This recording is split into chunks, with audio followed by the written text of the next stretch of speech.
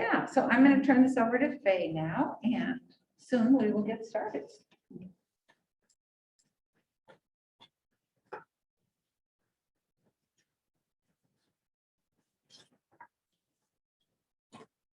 I am notoriously bad at microphones, so let me know if. That's good. Can you- Right there is I'll just- good.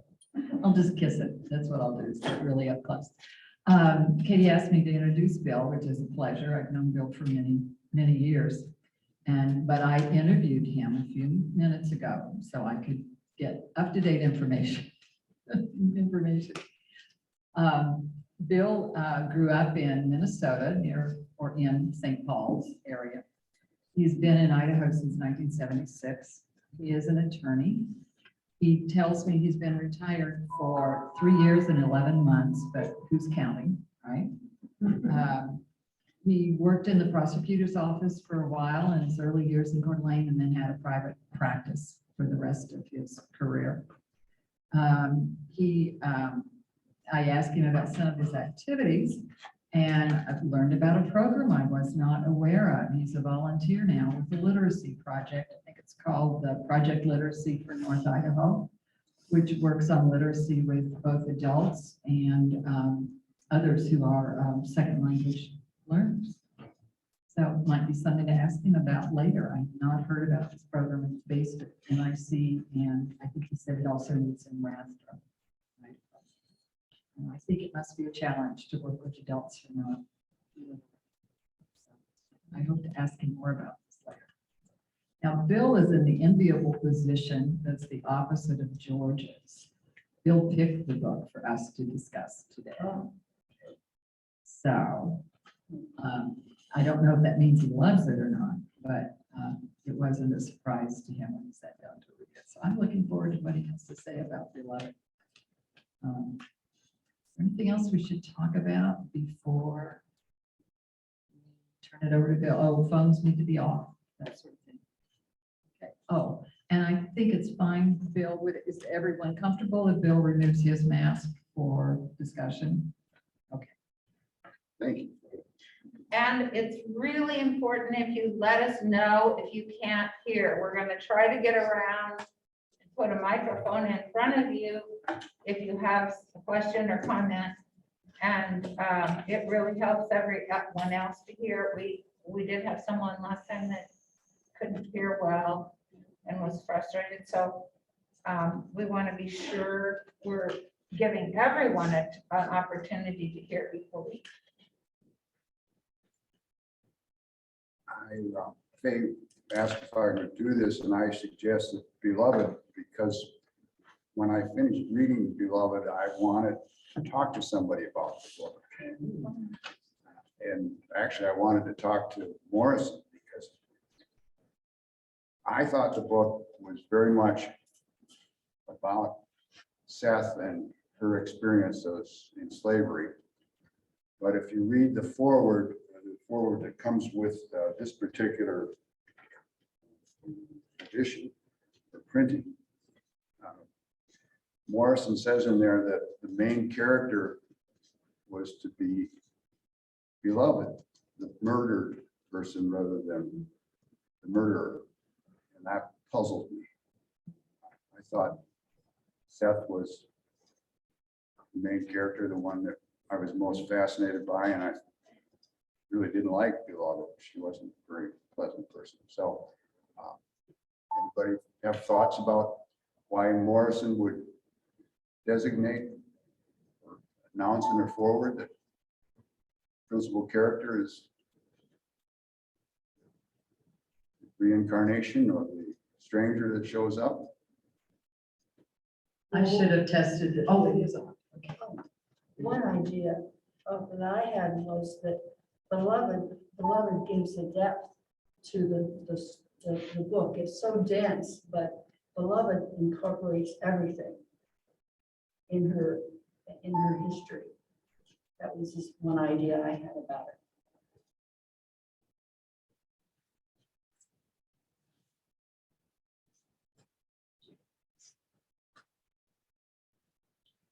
The only reason I can think of is that she's exploring slavery in so many issues, I guess you would say. And so if she focused on beloved, she wanted to focus on her, she could be one of those slaves who paid the price. Maybe she wanted to focus on that. There's the dedication of 60 million and more. That's a reference to the African Americans or to the Africans who died from the slavery. Many died from the ships that didn't make it across. So I guess she's dedicated it to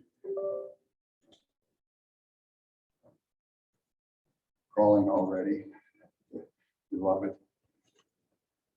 But I still am puzzled by it, and I tended to feel that the book for me was mostly Seth's story. I thought of another question. I guess I wrote it down in the list. The idea of whether beloved was a reincarnation of that slain child, or was she just a stranger who happened upon Seth's family? And I think that was intentionally ambiguous question. That's one of my thoughts. Was I didn't want it to be a ghost story. I didn't want it to be somebody that was, I wanted it to be a stranger. And I thought, why was that? Why did I have that feeling? Anybody else have thoughts about which way to go and why they wanted it that way, or why they believed that way?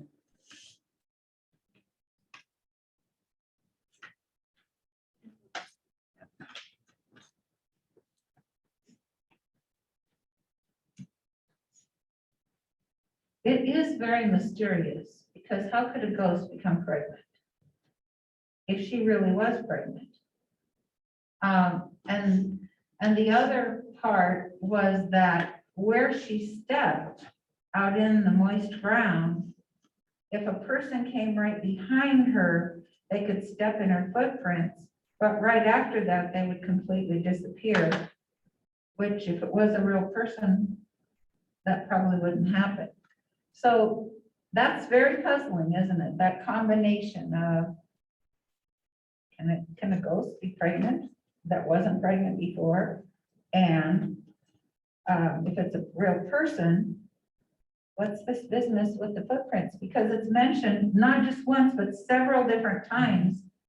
The footprints are described and referred to, that after, right away, you could step in them, but then they disappear.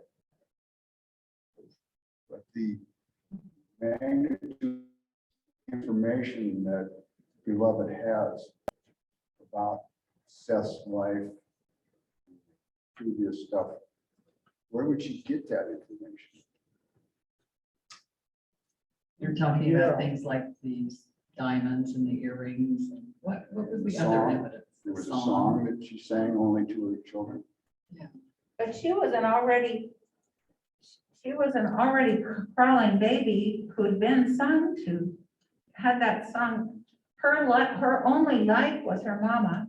She was too little for other aspects. So whatever her mother sang to her, they say that a baby that is carried in a home that has dogs that bark and carry on, they don't jerk when the dog barks after they're born. But a baby that's around dogs after they're born, that's not been around dogs prenatally, they may jerk and start crying, and there's a very different reaction. So there's, even before she was born, if her mother was singing that song, she would have known it. But doesn't that argue for her reincarnation as being a ghost? Well, it does to me. So the footprints don't matter. It's just a contradiction. Well, no, I think the footprints say she's a ghost Oh, okay. because they disappeared. if she is in a form of a human and can make footprints because of the shoes she's got on, and then they disappear because there's no weight there to make them keep the impression. I mean, I don't have a hold on that, but that's just my take.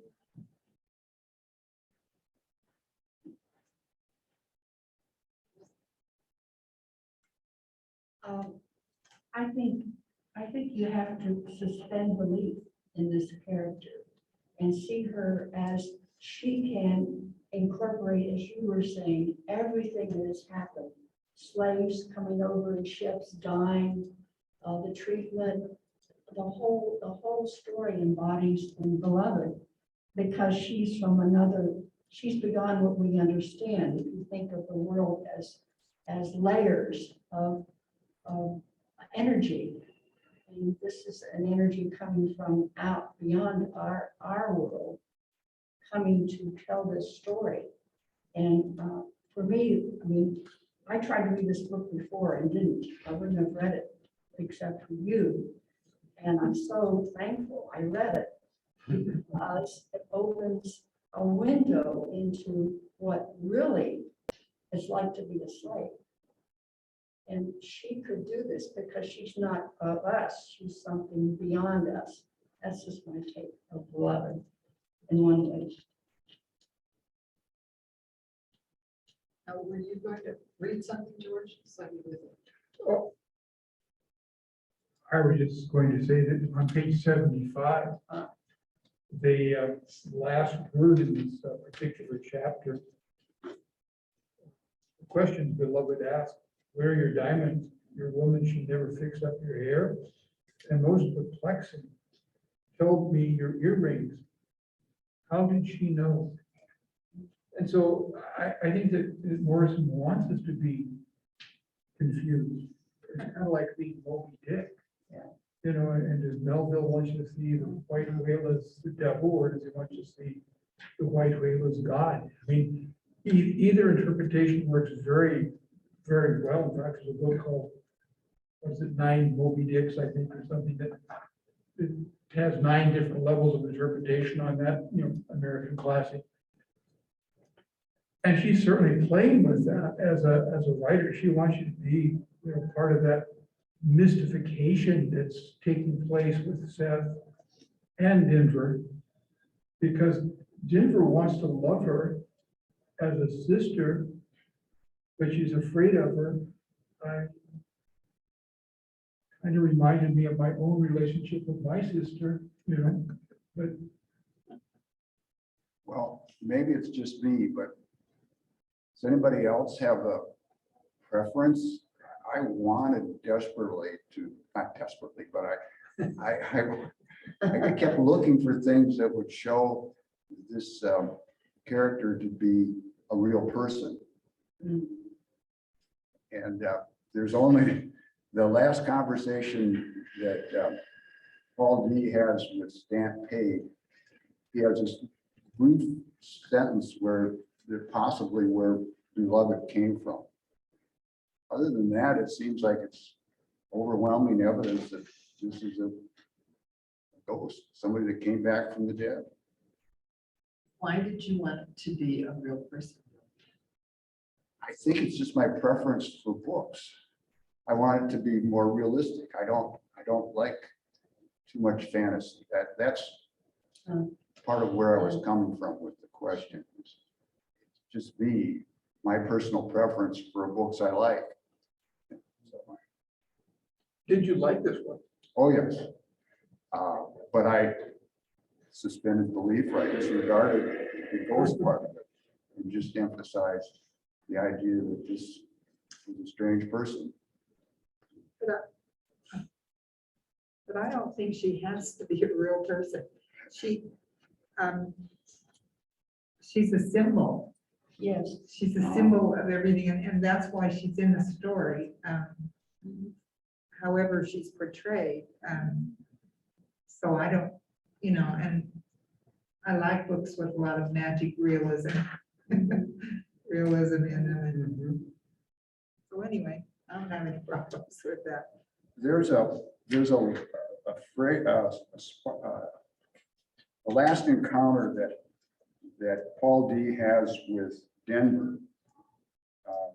It's on page 314. And Paul D asked Denver, I think he comes right out and says, you think she's sure enough your sister? And Denver says, at times I think she was more. I think it goes back a lot to Denver's earlier scene before Beloved comes into the picture of having that baby ghost in the house, and she liked the baby ghost. So, but maybe and more is a little bit metaphorically what you said, a symbol.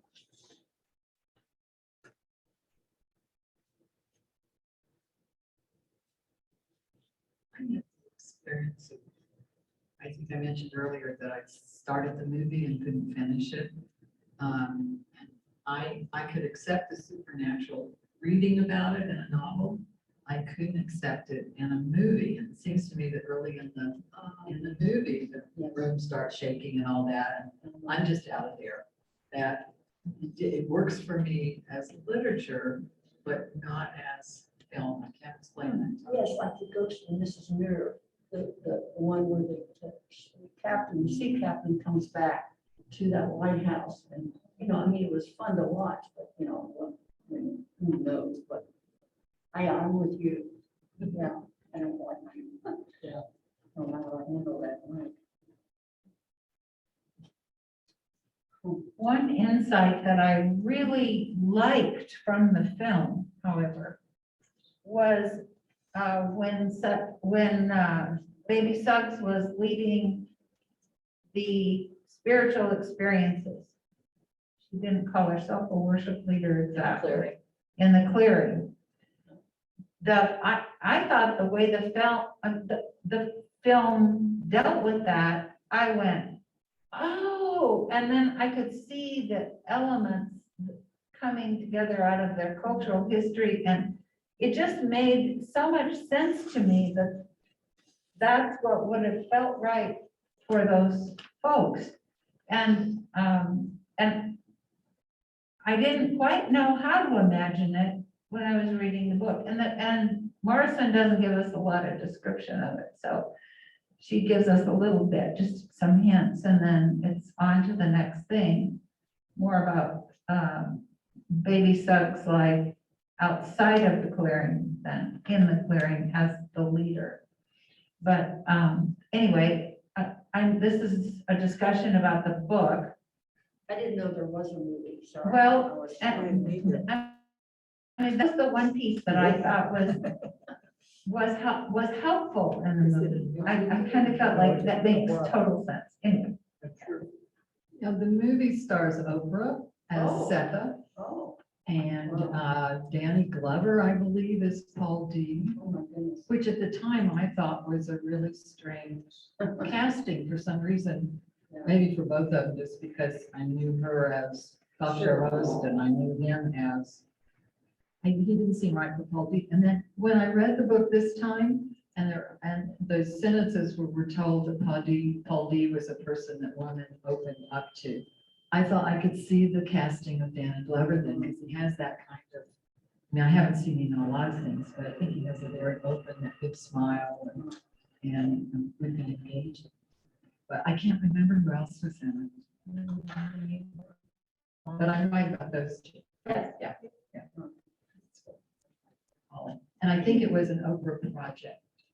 I oh, think look she- at that. She just brought it up. You're so good, JD. This takes us right there. Oh, and there's all the people. It's interesting that there's a Garner that the story is kind of based on and killed her child is the name that belongs to that couple that, you know, they lived with for a while.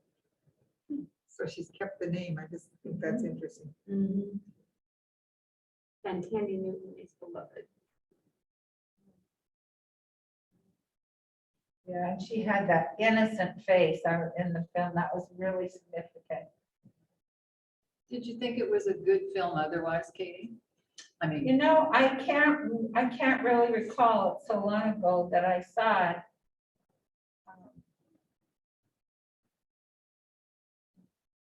Was the movie inclined to have her pregnant at the end?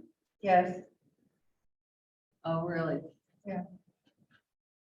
it was a pretty close portrayal of the book, I think. But some things are,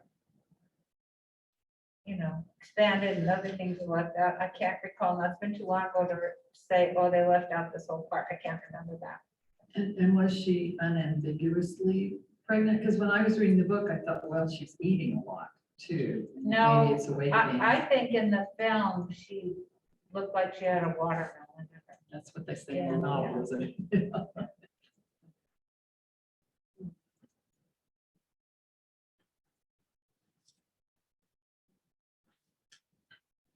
I think one of the things that's really interesting in the book is the tension. The tension that Denver feels as an only child who is visited by a baby ghost, which would be kind of fascinating like a doll, and therefore an entertaining plaything. And then the conflict that she feels when this person comes as an adult, and it's fun to have a peer to interact with and exciting and a new challenge, but it's almost like if your cousin comes to stay for the summer, and at first it's really fun and then it gets really annoying because you're having to share attention and all this stuff, typical kid stuff, And she's very intelligent, but she's sheltered because of this thing that happens with her mother and trying to slaughter her children. And she withdraws and doesn't leave the house. She's afraid to leave the house, so she doesn't get that social development that kids would have as an only child by playing with the other kids in the neighborhood. And yet she ends up with this very great tension between love-hate for beloved. It's kind of interesting. I was bothered by the chronological age of Denver and her behavior. I thought as an 18-year-old, she should have behaved more maturely. And I don't know if anybody else was bothered by that part of the story. Well, imagine that after the age of 6 or 7, she never leaves the house. Yeah, How is she going to mature in her development? Her mom goes to work every day. So she doesn't have her mom home all day helping her develop and get those kinds of skills to take her to her physical age. She's by herself. And she sort of stays the age she was. And if we look at cases where children have been taken captive as children and kept in a storage shed or whatever, or basement, and then they're rescued when they're in their 20s or 30s or 40s, they are not like other people in that age bracket. They're very innocent and very, unfortunately, horrifically knowledgeable in other ways, but in the normal development ways, they don't have it. And sometimes they don't ever get it either. So it's very realistic to me. My research took me to Wikipedia, and Wikipedia has among the themes, first listed on the themes of the book is mother-daughter relationships. And I hadn't thought too much about it, but after looking at that, it occurred to me that it certainly was a way for Morrison to develop the characters. The relationship that Seth has with with Denver is one.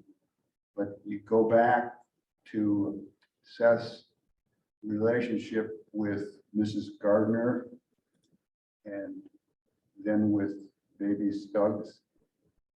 It shows her, I guess, growing up a little bit and how she becomes who she is. Anybody else? Thoughts about the mother-daughter relationships? Well, she also showed how different it was as a slave. You had to completely suspend the belief system to, for me, the most powerful thing aside from Beloved's character was the authors taking us into her view of what it was like to have been a slave, to not have had any of the kind of, it's a completely different environment than what we know, or we have, where you didn't have, family disappeared. Starting with all 8 of those children had different fathers and left. They didn't stay, their children. They just like leaves leaving a tree in the fall. They scattered over the world. Goodbye. So it's hard for me to go where you're going with precise, looking at this, what does this mean and what does that mean? I had to sort of suspend my own belief system and enter into trying to understand, because it was shocking to me. And I've read a lot of books by Black authors and gone into what I thought was their life, but their life was a Black life here in America after slavery, not what she's trying to portray here. What would it have been like?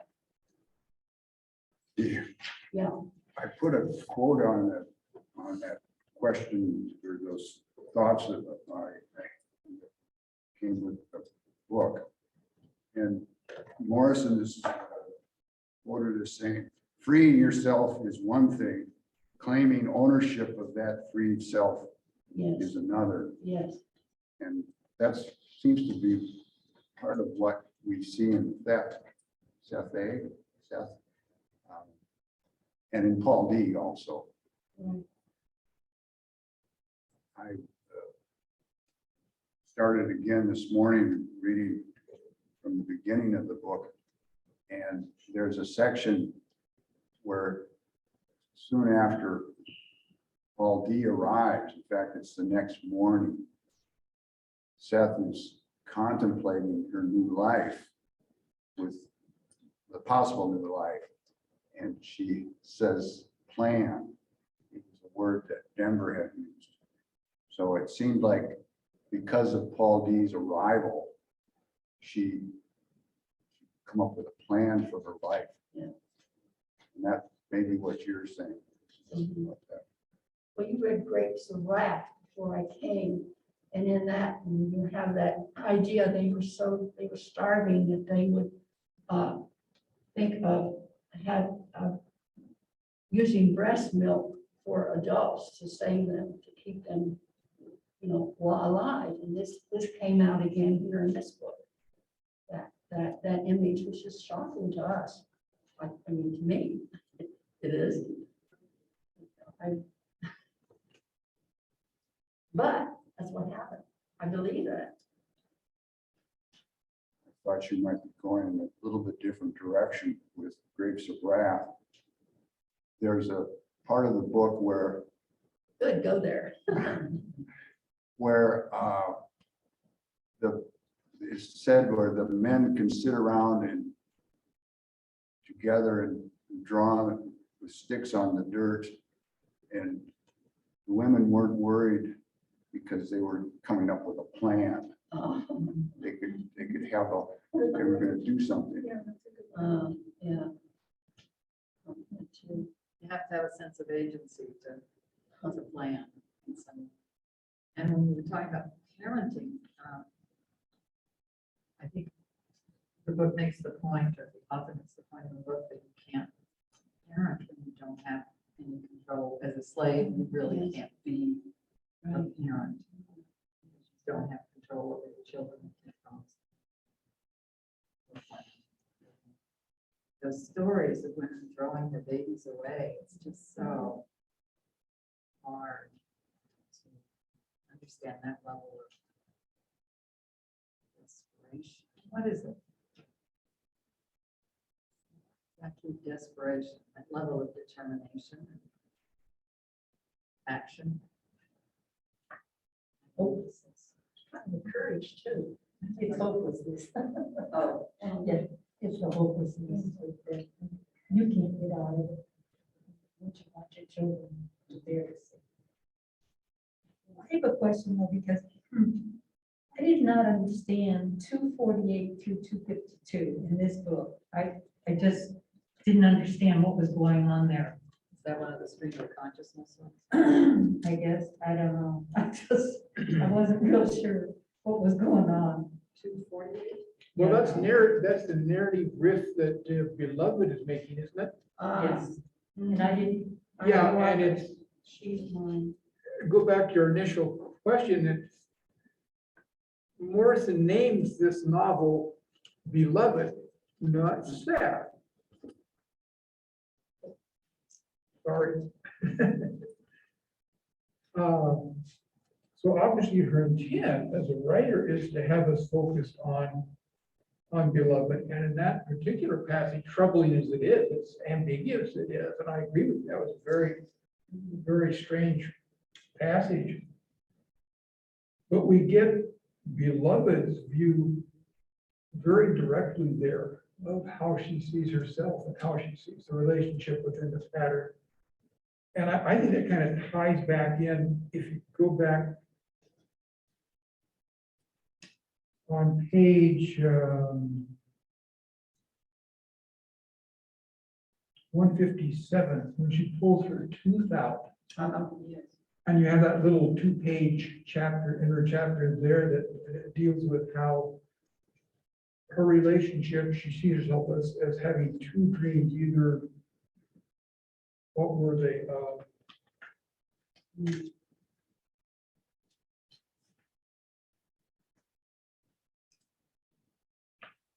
She sees herself either exploding or being swallowed. That's the way, those are the words that Morrison uses. And this is just, it's just all these horrific things that were taking place with all the characters, the bit in the mouth for Paul D, which is why you can't intervene to warn Seth's husband or tell him what's going on. I mean, and that struck me. I'd love to have had the time to go back and do, with a digital copy, so you could do a data search and have it go through and find all the references to bit or all the references to tooth.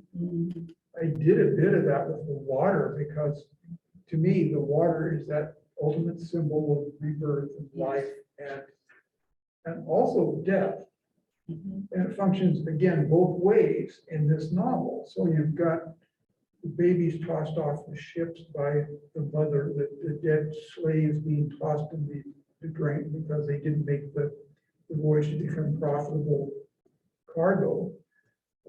You've got the turtles coming out, which comes in repeatedly in here, and having sex on the bank.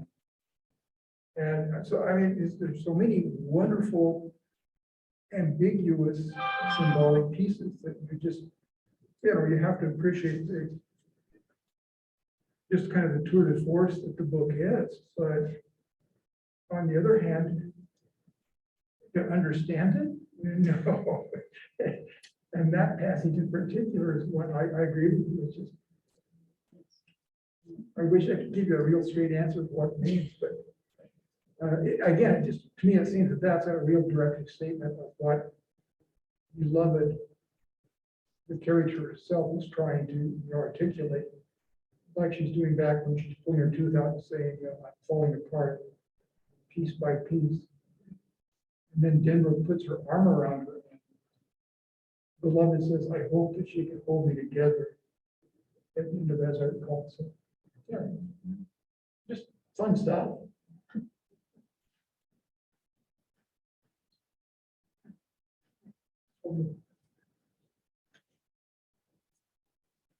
I too was interested in that bit part. I had never heard of a bit. And I got into my phone and looked it up, and they said they were very similar to horses' bits. They're also known as the iron bit, the wounded mouth, the unsilencing.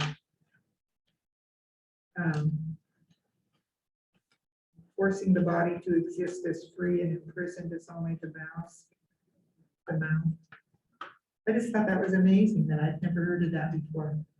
And I also wanted to say in the book, there are 2 chapters, and because they're not numbered, they're the ones start, I am beloved and she is mine on page 248.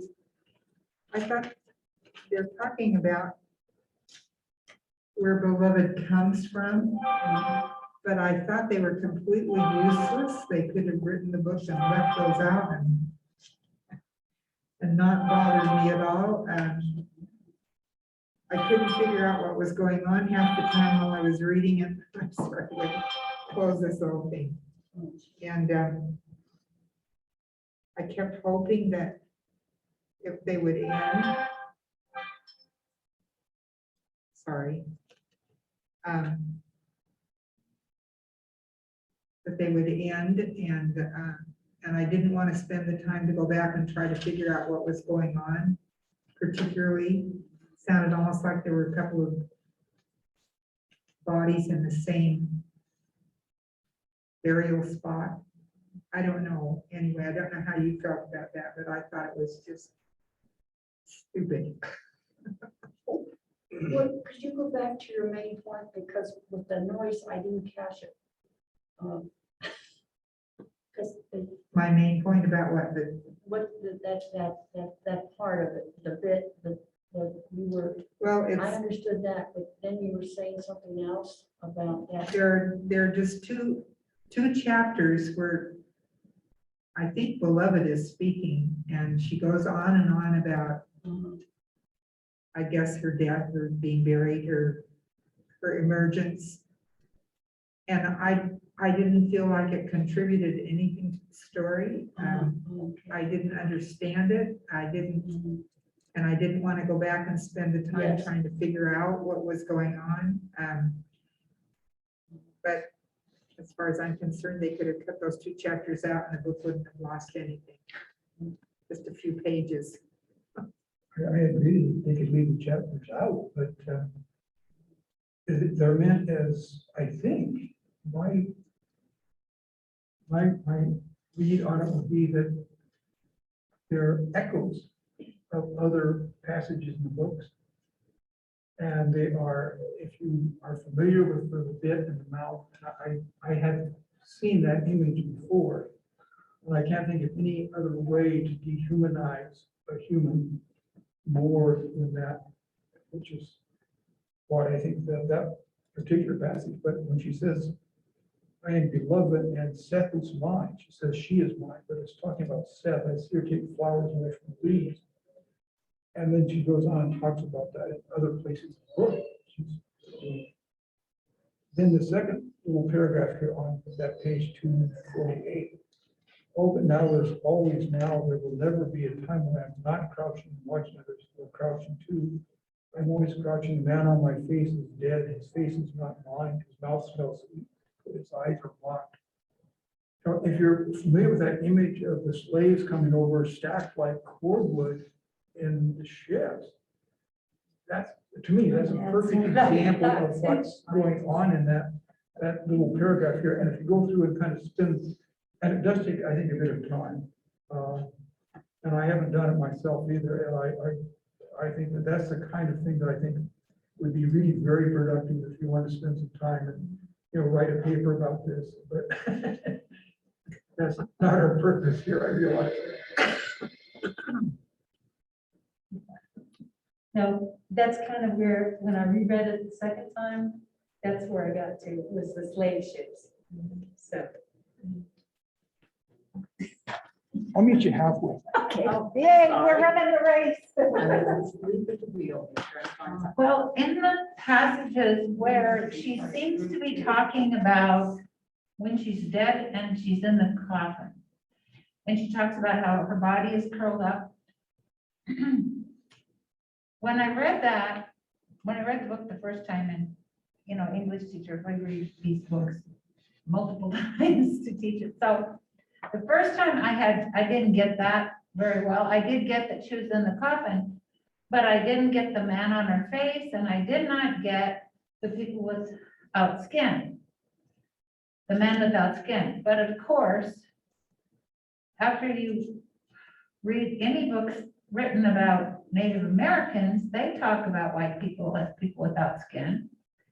And it's not an unusual metaphor to describe white people as people without skin. Some new behavioral research that's terribly disturbing. Let me back up.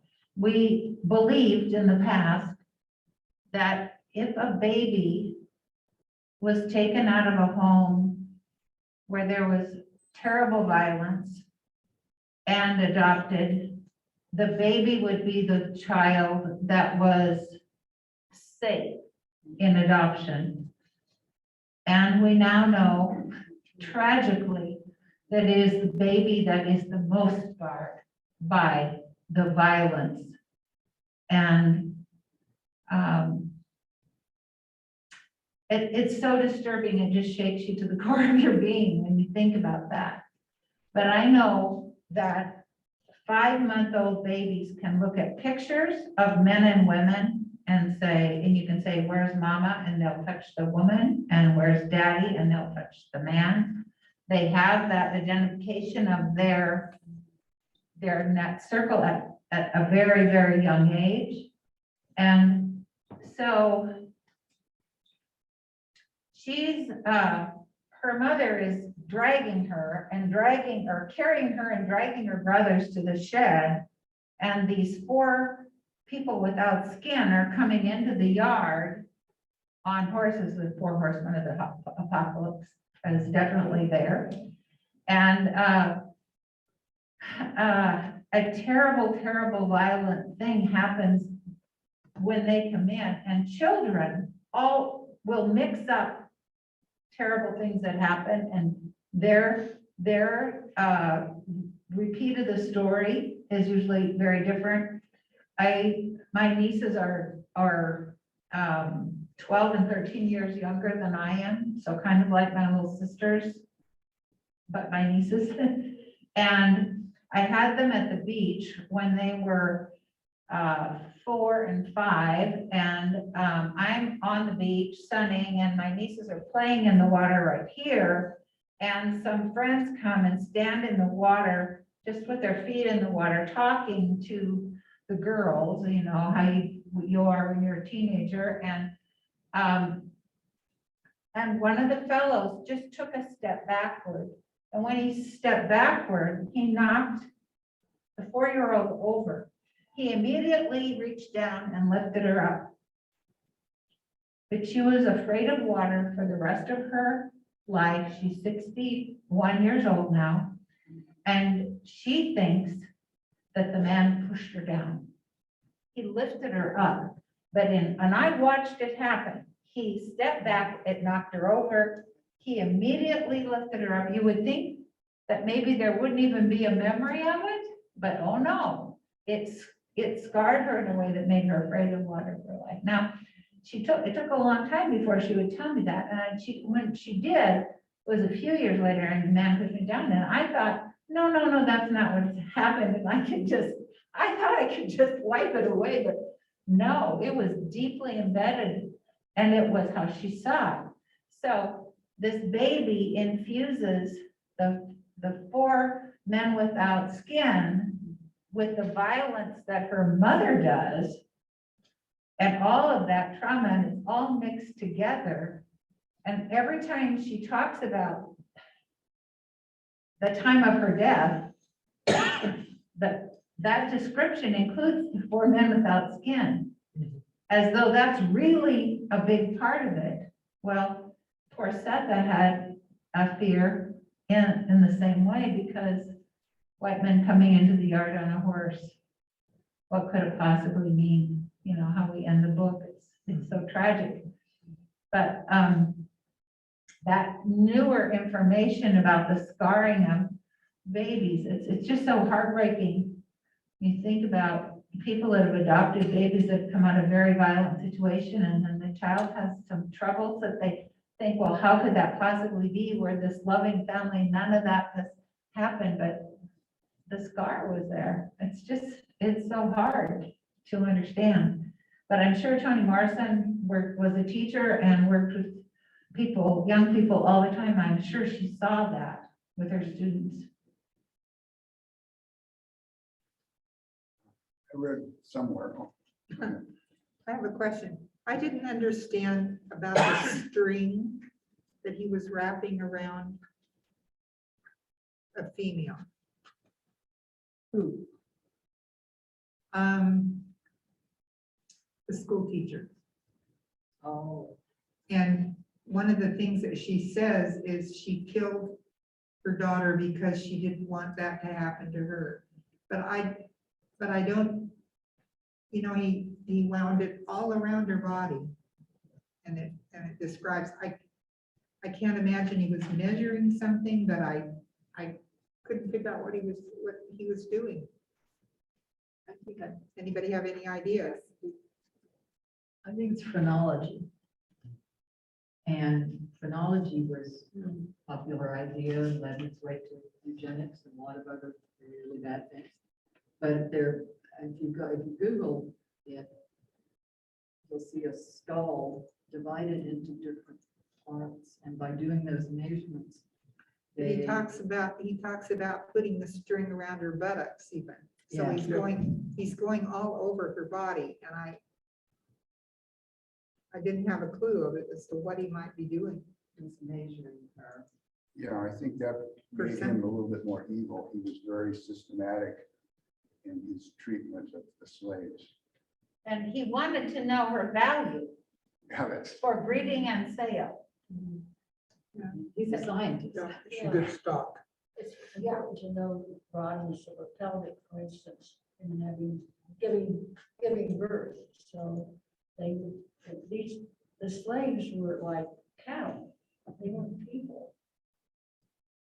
To the ones that bought them, they were an investment. And they were thinking, she makes that point of the children were so valuable. I never thought about that myself. Why would a child be so valuable to a slave owner? But that's the future. Mhm. So that's the next step. I'd like to at some point just discuss how the Black culture looks at us. What you discovered from reading this. well, I have one of my thoughts. I read where Toni Morrison, as an editor, I guess with Random House, she was looking for books that weren't telling the experience, that weren't saying what she wanted said. And that's one of the bases for her writing, was to tell that story. Yeah. And I have a friend who's African American, and he really doesn't like reading those books. They're too painful. Of course. But Well, we Morrison, shouldn't be in pain. No guilt. so this book would be too painful for him to read. It goes back a little bit to the bits. You don't read about that because we've got to protect our society, our white society, from too much truth about the way slavery was. And Morrison, I think, as part of her goal was to bring out those things. There was a detail of slavery abuse that I don't understand in the book. And I can't give you the page number. I made the mistake of reading it in an old volume that I had, but it's let's see if I can find it. It's Ella who's talking about how she suffered. And she said she'd been beaten down every way but down. She remembered the bottom teeth she lost to the break. I don't know what the break is. And the scars from the bell were thick as rope around her waist. I don't know what a bell would have been around the waist. I know the bit and the collar, some of the strange hats that we had to wear sometimes. Anyone know what the break for the bell would be? Around the waist. I just assumed it was like a cowbell, or, you know, to keep track of people. You couldn't run away if you had a chained bell around you. You know, they put a bell on the cat so it doesn't eat your birds in the front yard. Same sort of dehumanization again, like with the bit. Okay. And then around the waist. I hadn't thought of, okay. I was thinking of bells around necks, or sometimes I've seen an apparatus that they were on the head that had bells. I thought of chaining a bell to that makes sense, I guess. Hey, JD, would you look up break? It's not, nothing's coming up. You're sorry, Jeff, I had Yeah, a bless sorry, you. nothing's coming up at all. I don't know where I'm getting this, so it could be foolish, okay? But I think a break is something that's metal and it's got teeth and it's ragged. And it's a piece you can have a bit in your mouth, but it's worse to have a break in your Yes, mouth. there is it's a double bit. It's used on horses that they have to have hard time controlling. Yeah, that's a really good way to break a horse. Yeah, well, We won't talk yeah, about a break. Ugh. Uh-huh. It's called, yeah, but it's like a combing teeth almost. It's very sharp pointed. That's my recollection. And you think so I bet too, you're Elizabeth? right, Yeah. That makes sense in the context, doesn't it? Yes. To break a horse, Very to break a nice, not slave, nice. and be docile, and, yeah. Yeah, that reminds me of Jesse Owens after he won in the Olympics. In his job, he got a job. He raced quarter horses. He was racing. That was how he could be employed at that point. A black man in 1936. wherever it was. He didn't get put on the cover on the I think he Wheaties won box. sometimes. I don't know. Could you put that picture? Yep. Toni Morrison came across that article about Margaret Garner when she was doing her work as an editor. And so that picture might well have been the picture that she saw. Oh, And I don't know where the picture came from. It's an illustration. But you see, there is 4 men. And one of them has got a hat on. And I just speculating, wondering if maybe Morrison saw that hat and uses it as part of her story. To loop in with the school teacher and then Watkins coming on with a hat.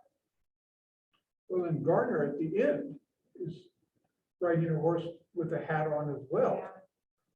And so it's, you know, there's some consistency. Again, when you start looking for that consistency, it is there. And maybe where the hat came in when Morrison happened to see that picture.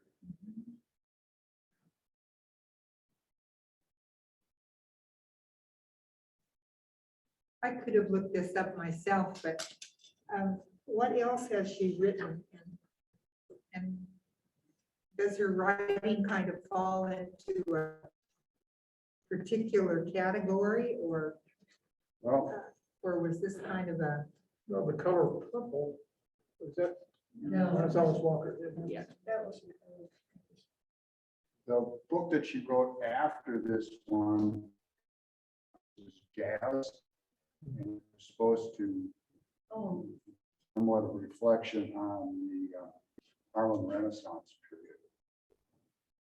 Although with Morrison Hardly, yeah. There you go. Song of Solomon. Blue eyes. What's the bluest eye about? Bluest eye, yeah. I read it, and I don't. It's about a slave child that has blue eyes. Oh. The revelation of the white presence, but it's a slave, you know? A lot of her books do focus on Black trauma. I think Bluest Eyes is set in the contemporary period, Yes. 71 or Yes. 41, 41 it says.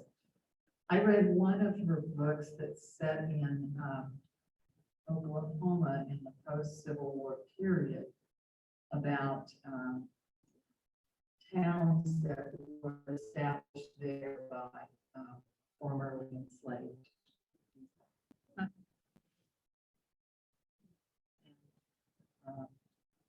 Trying to think. It must be Paradise. I was thinking. Yeah. I think.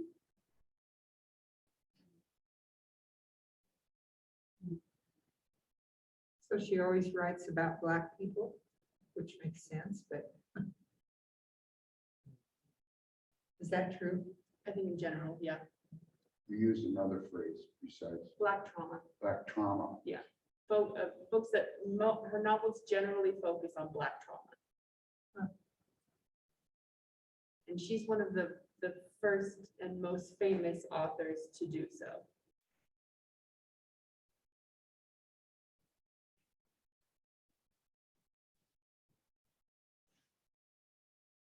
A long time ago, I read a book about Nat Turner, and I'm not sure of the title. Not Turner's Rebellion. Okay. And in there, there's a discussion a little bit there was with in this book, whether the slaves are people that should be punished if they do wrong, which conflicts with the basis for slavery, or if they're chattel and they can't be punished because they're just like a horse or a dog that does something wrong.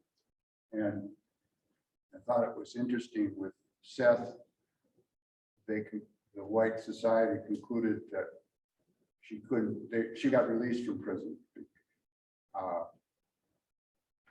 But Nat Turner, they reached the opposite conclusion and he was executed because he was a rebellious slave and he wasn't going to be any good for use as a slave. The real Martha Gardner was released and put back in slavery. She committed murder. So it's a convenient twist of how the judicial system is working. I recall a clipping that I found when I was teaching Beloved of the place where they would cross the Ohio River. And there was a clipping that I found of a slave crossing the river and giving birth as they were escaping. And it was remarkable enough to put in a newspaper because what was she doing traveling when she was that close to delivery? And of course, white people saw it that way instead of she was so desperate that she was traveling when she was, but I remember I used that clipping because it looked like Toni Morrison had taken that real event in history and incorporated it into her story.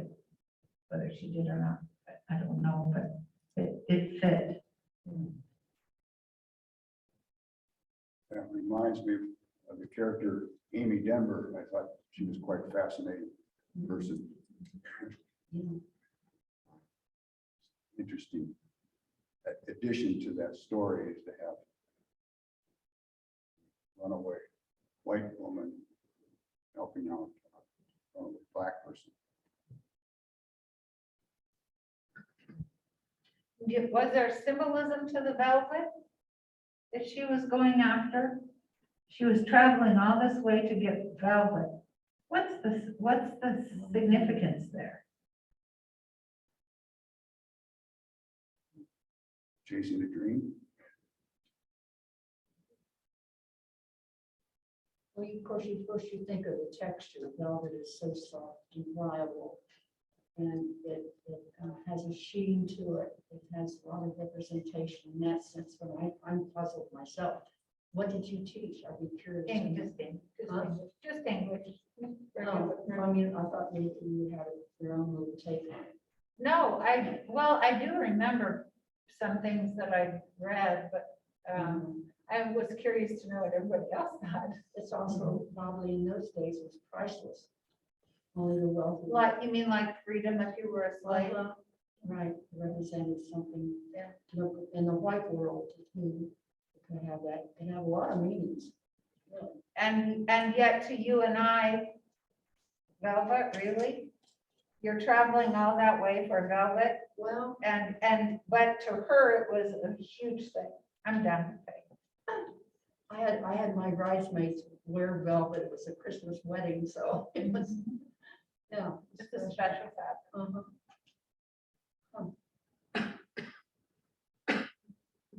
There were just two little things that struck me. Have any of you ever, you remember they talked about she put her nickel in a knotted handkerchief? Oh, yes. When I was a little girl, and I used to go to church, my grandparents would give me my church money to put in that thing, and they knotted in the corner of the handkerchief. I just thought that was interesting to see that. Yes. I also thought it was interesting when he was singing. I just watched a documentary about Harriet Tubman, and her husband was away. I can't remember much of it, but what I do remember is when he got back, he was trying to signal her that he had arrived, and she had kind of given up hope that he was ever coming back, and he started to sing to alert her to the fact that he was there. And I think he even sang where she was supposed to meet him, because he couldn't come out and do it in any other way. And I thought that was interesting. I never heard of that before, but in this book, the guy is singing. And I just thought I'd mention that.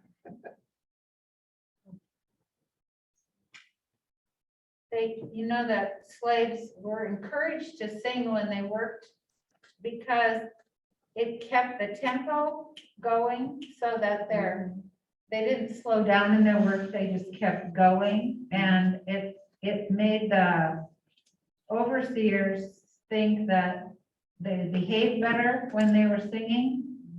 So then they allowed them to sing hymns that white people taught them. And they used those hymns as their code language, like the code talkers of the Native Americans and were used in World War II. That was the code they used to say where to meet and where they were going and where they were going to cross the river to get to Jordan. And they used hymns in that way. So singing and to meet up, like, for example, a slave woman, there's another slave on another plantation or a farm. They didn't all live on big plantations. Lots of times, one or two slaves belonged to a very small farm. And they might sneak away in the night to meet in a middle place like Paul, the other Paul did, and his woman that he'd met all the time got away to the north, but he was killed, he was burned. They use songs to say to each other, I'm here, or meet me here, or whatever. So, and I think those songs were not hymns, but maybe they referred to him, I don't know, too.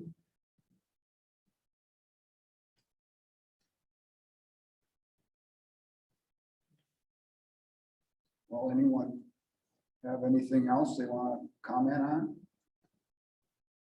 I thought one of the themes of the novel too was pride, and I thought it was interesting how the community turned against her. I was shocked when I read Ella saying, well, I kind of understood her killing the baby, But worse than that was her pride about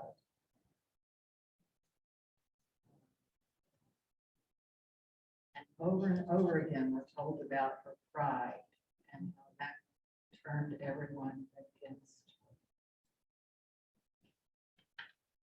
her. In real life, Margaret Gardner was reported to be unrepentful of her actions. And I think Morrison wanted that to be part of the character in the book.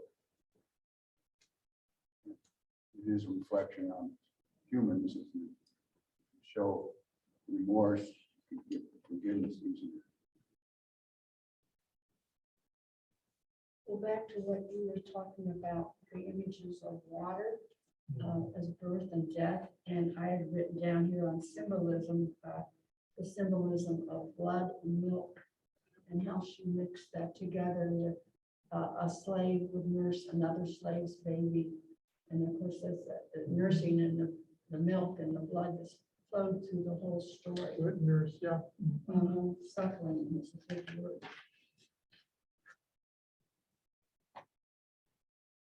I was learning about this, the quilt, the two orange patches. I was fascinated by that and the color. What did you think on that?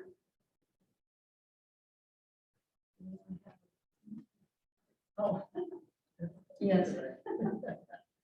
Well, that comes up in the, at one point in the context of how colorless their house is. Yes, And great. there's a section where Seth realizes that he sort of shares Baby Sug's desire for color. Only thing in the room was the darkness, except for those two squares on the quilt that were.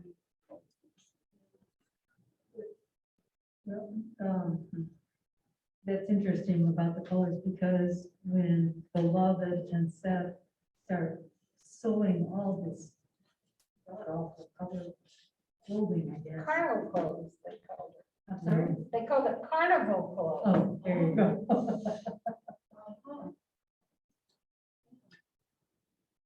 Yeah, they're so dark in the house that they had to paint the stairs white so the baby could climb. Oh, And that's, that has to be really a very dark place. And Baby Suggs says her famous line for me was something like, there ain't nothing bad except a white man. And we're talking about, what do you learn from the experience there? And I was thinking, I was reading this book that I thought I had read it before, but I apparently had not, because nothing was coming back to me at all.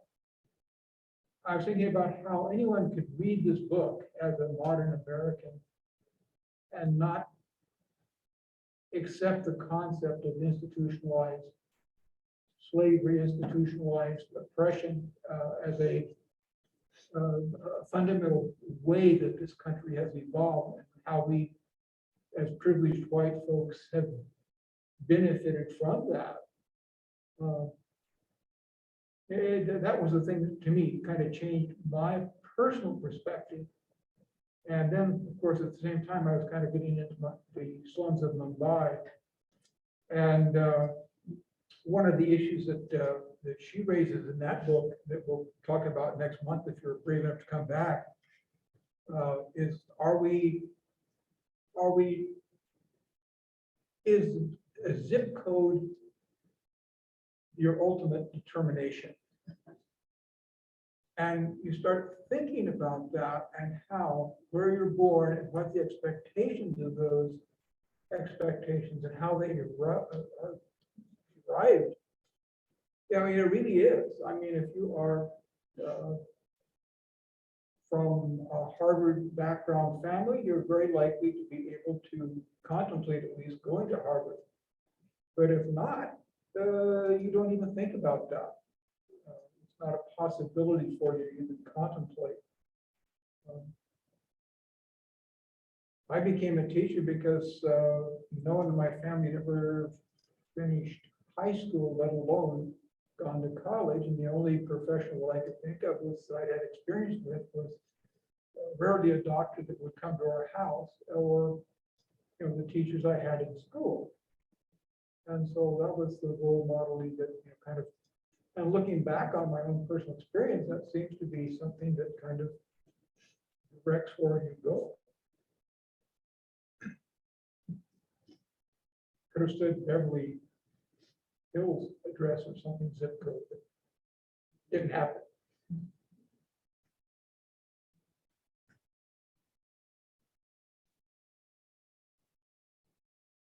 It's the book that next week or next month have that reference to zip codes. And A video that's on YouTube actually made that particular reference in regard to the Mumbai slums.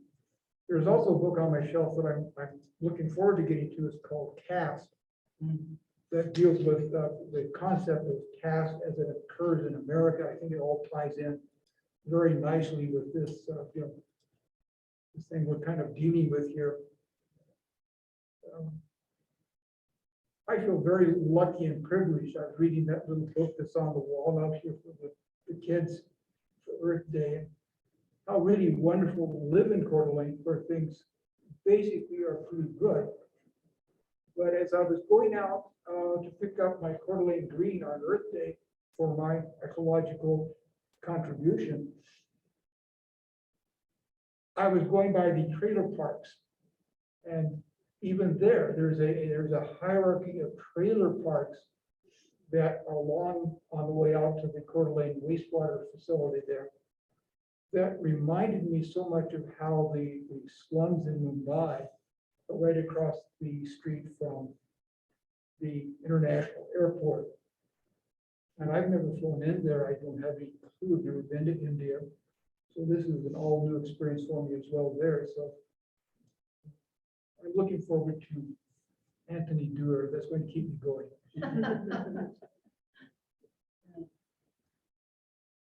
Well, I thought one of the strengths of Beloved was that it doesn't just settle for showing us slavery. It's set in that post-Civil War period, and the caste and the prejudice and everything has continued. And there's that gulf, even with someone like Bodwin, who has that gaudy dish in his house of the caricature of a black, that the caste system survived the end of slavery. It's pretty clear. That book relevant to it. I'm going to throw out a question that Bill asked me about Beloved some time ago, and maybe this is something you're going to ask yet, so I apologize here. But Bill said, why is it objected to when this is taught in the schools? So I'm curious to know whether you think it would be an appropriate book to teach at the high school level. I actually just looked that up a minute ago, and the objection is usually cached as sexual acts. But a lot of it nowadays is the parents being angry about critical race theory being taught, and they're saying that it's sex, but essentially it's a critical race theory. They don't want their children to feel bad for the things that white people have done in the past. I want to know about those bits. Correct. And then the question that always gets thrown back on them is, when you think about Germany and you think about what the children in Germany learn about World War II, what do you hope those kids are taught? Now, look at yourself, look at your country, and think that same thing. Do you hope that German children are taught everything that Germany did? Yeah, I very much like that to not happen again. Look at yourself, look at your country, and look at what has been done. Good for you. Oh, huh? Well, Teaching the book. I was very privileged in my professional life and in volunteer work to work with all different kinds of people, poor and rich and in between, and also different colors. And had friends, I know it's always tried to say my best friend was a black person. Well, my best friend wasn't a black person, but I knew a lot of colored people in my professional work and outside of it. And this broadened my understanding of how they saw me. You can feel that if you meet someone who's a different color or race. They're carefully watching your reaction to them to see whether, and she spells this out for me, whether you're safe to trust, to listen, to hear them, to not dump whatever your misconceptions are of them on them in some vague way. And I had one person say to me, if you're black, you often will say something, but you won't look. You'll be looking away, but you'll say something very important to that person that you wish they would hear.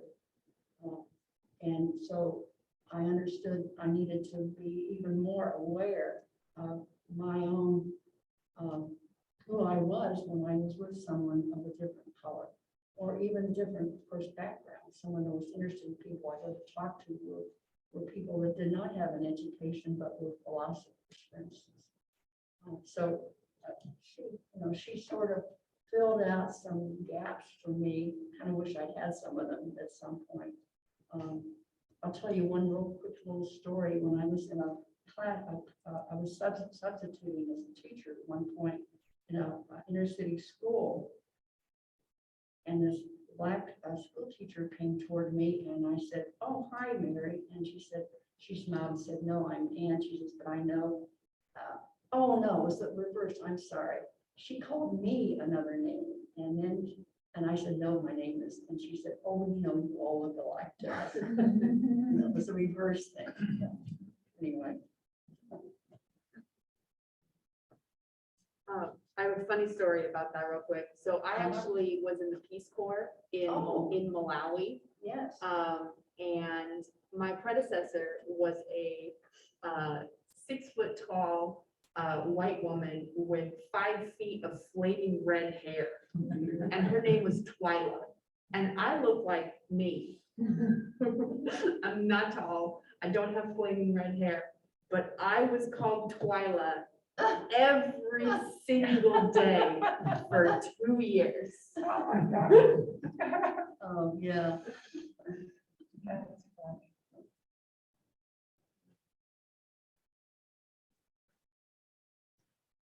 Nita, I think had something.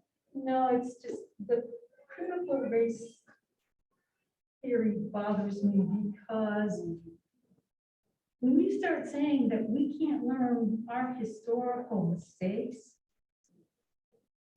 what stops us from repeating it? Like they said, if you don't study the history and our mistakes, you're liable to make them again. And that's why these types of books make us recognize we all have bad history. I mean, I read about Armenians during World War I, and I had no idea that they slaughtered 300,000 Armenians during that war in Turkey. And Rwanda, it's like you keep going all over the world. Stalin, Lenin, all over the world, we have had historical events where people have been delegitimized and taken advantage of and killed. And it's, we need to understand that and get over it. Yeah, that brings up. So one of the things that I've read in the New York Times and other places about criticisms of why people don't want their children to learn what they think is critical race theory, which, it isn't that. It's different. It's a very sophisticated sociological theory that's only taught in graduate school and would never be taught in public schools. But when we're talking about teaching our history, what people object to is they don't want their children to feel guilty and sad. And so when we have children read stories when they're young and we say, how does that make you feel? It makes me happy. Well, why does it make you happy? Well, if they say it makes me feel sad and it makes me feel guilty or it makes me, then what do we do with those feelings? And you actually talk about healthy ways to deal with guilt, which is a very, very important construct in our development. And so we are facing a time right now where confronting feelings of guilt and figuring out constructive ways to deal with it should be erased from the classroom. And that's pretty scary to me. What about if it makes us aware of the kid that doesn't have one arm and how life might be a little harder for them, and what's a way to deal with someone who looks different? Maybe be their friend, sit on the friendship bench with them, do whatever, ask them to join in a game, you know, whatever it does can heal the guilt, right? I mean, it doesn't, it can be so much bigger than the difference in the color of your skin. It's gigantic because it's a part of our nature. Guilt is a healthy thing. It's how we deal with the guilt that could be unhealthy, right? Anyway, riles me up. That's also a cop out from a lot of people. Yes. Well, there's an observation might be that a mature society can accept criticisms of itself. Yeah. Beginning democracies sometimes have to be more authoritarian because their people can't get along too well. Whereas you get to be a mature democracy, you can accept divergent opinions. I think it's just pointing out that America is not that mature yet. We may have to wait some time before we can criticize ourselves. Sort of a mark of a human being too. You know, if you are in a job and you go in for your review and your boss says, this is something you need to work on. And you get you might feel defensive inside, but you realize that if I want to grow in this job, I've got to take the criticism and figure out how I can grow. That's maturity, isn't it? To know that, yes, I feel defensive. Yes, it hurts a little bit, but I know that if I want to be better at what I'm doing, if I want to reach my goals, I have to be willing to see how I can grow in a way that I didn't imagine. But that's great maturity. And we pride our children when they show that they can be bigger than the criticism, right? I think the problem is that the criticism has become very politicized Yeah. today, left and right. Have we clarified any of your questions? Well, no, but I got a deeper one for you. I think it was in this group that I learned about a society in Africa that was completely relocated because they were making a national park. And they studied this group of people after they had been moved out of their community, and they had no values. They were very mean people. I forget. And I wonder why the African Americans coming out of slavery had such good values, how they did survive as a community and had loving homes in many situations. And I think that's, if we compare that to what happened to the African community, it's remarkable that the African Americans had such good values. And maybe it's because they did share some things with the white community, had churches and religion. I don't know. Any answers to that question? You know, religion was, I think religion was a key to part of it. It's my own feeling, when the people I've known and listened to went back. It's from here, I think that I saw some parallels to what we're talking about, the layers, and I would go to Revelations in the Bible for her in this book to some extent. I mean, I don't understand that. I don't read the Bible, but I've been exposed to it. And so I think she brings that up out here in parts. If we could do what this lady over here was talking about, plugging in the computer and trying to pick out bits and pieces of Morse's object of patterns in here, I think that would be one of the patterns. Is that what George had mentioned? Is that? George, mentioned. Point out some.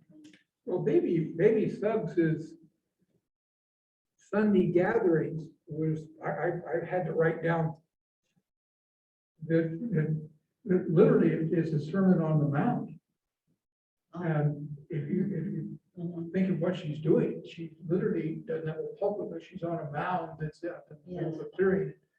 And she's saying, come unto me, all of you that labor and need rest. And, so all those kind of biblical overtones are certainly there. And that's a part of the blues, always. And which of the characters was Ella says, I've been beat every way. But Yes. where was it? I thought that was, I've been beaten up every way, but, Never being beat down, but not beat up. Yeah, never beat up, always beat down. Yeah, and this is. Yeah, I went to a Black Baptist church once, and after 2 hours, I had to leave because they were still, very much into what they were singing and clapping and mooning around, and it's the rhythm and the feel is right there. Yeah. Inside you. It's a part of it. If we get a chance to go to a real brush arbor meeting where they're handling snakes, Oh. go. Have you done It's- that? You done that? Yeah, Oh, yeah. whoa. I reckon they would see in Missouri, where I come from. Oh.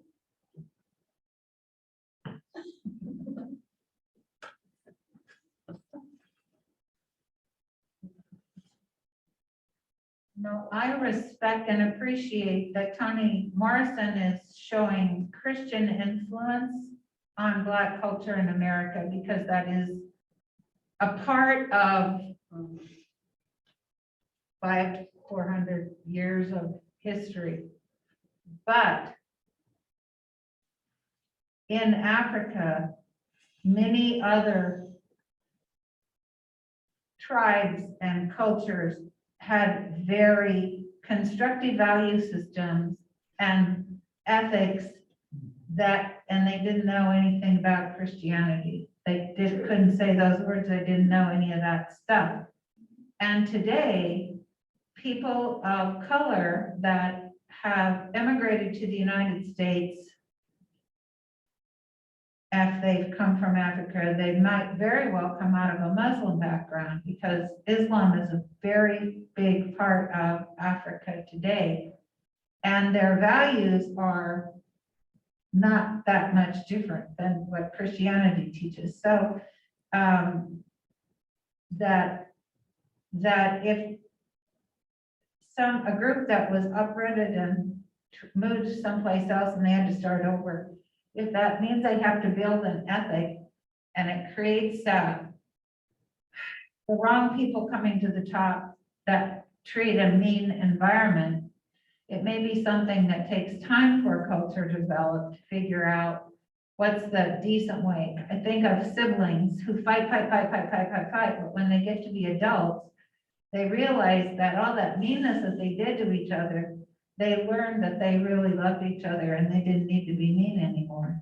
And the values of being there for each other and loving each other and helping each other out was what rose out of the top of it. I guess it beat them up, huh? So, anyway, just a thought.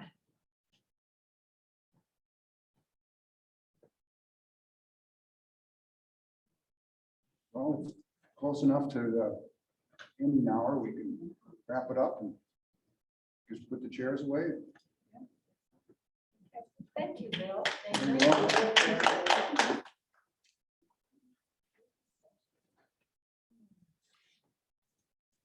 No. There's a button on the bottom. Yeah, It's, that's what I'm working on. you gotta hold it down.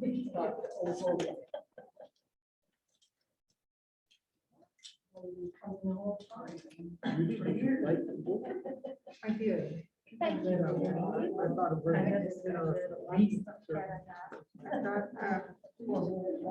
they need a lot of different insight than I ever had before. It's a book I always intended to read someday, but I had no idea what it was about. So that was a complete. I would have sworn that I read it. Yeah. When it first came out. The more I got into it, the more I realized I didn't have it, which, and I see. 34 years there.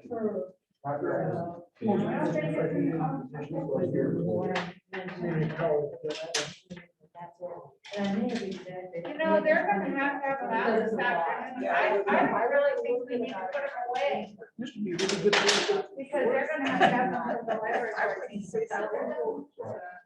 Operation. Yes. I think we should need to leave them out. Okay, yeah. Because the library. I think this microphone Yeah, has places. limited utility. So they have to be reconfigured for that. I still think we ought to have a circle hider. Unless there's something that's going on in between now and. 4 There's o'clock. not, no, I'll be leaving everything, all of that out.